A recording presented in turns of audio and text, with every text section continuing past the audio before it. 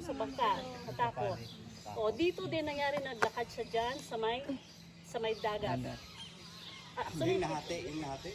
No. Naglakad siya.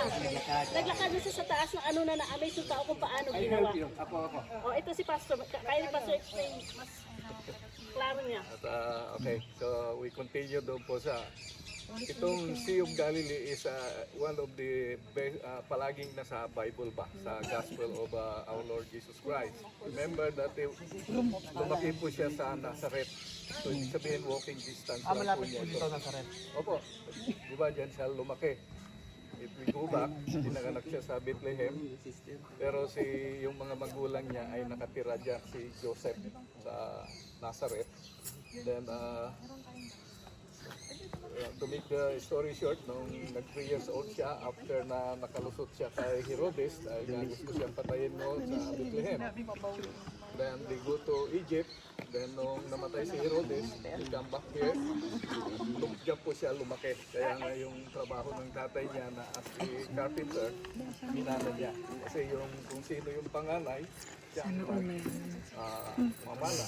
Yeah. Then after nung lumaki na siya, after 30 years, kasi nag-start man siya ng kanyang ministry nung siya is nasa edad na 30. So, ito po yung una niyang pinuntahan. So, di ba, you remember, si John the Baptist, magpinsan sila, di ba? Nauna lang siyang pinanganak ng 6 months. At, so, noon, nung sinabing repent, sabi niya, so, dahil darating na si ang Messiah. So, noong marami na yung mga nagpapabaptize, actually kung here or there, yung sa ano ba, hanggang sa Jericho. So nung dumating ang Panginoong Kristo, so sabi nga ni Ma'am kahapon, this is not the official baptismal site. Pupunta ba tayo doon? Oo, pupunta tayo Then tapos ito. it's in Jericho. Doon po yung between Jordan and Israel. So pero nung yung mga unang naging disciples niya, kasi nga they are fishermen. So ibig sabihin may isda po dyan, tabang. So ano yung nasa isdang tabang, di ba? Yung Tilapia. tilapia, yung Tilapia niya, tawag nila Saint kinuha Peter. yung mga shells kanina, tapos yung ito, everything that lives in yung tabang na isda, tabang, gano'n, di ba? Pero, Isa yung talabat tabang. tilapia, Kalabasyen. ang tawag nila rito ay Saint Peter. So yung tilapia ba? Dahil nga yun yung nahuhuli ni San Pedro.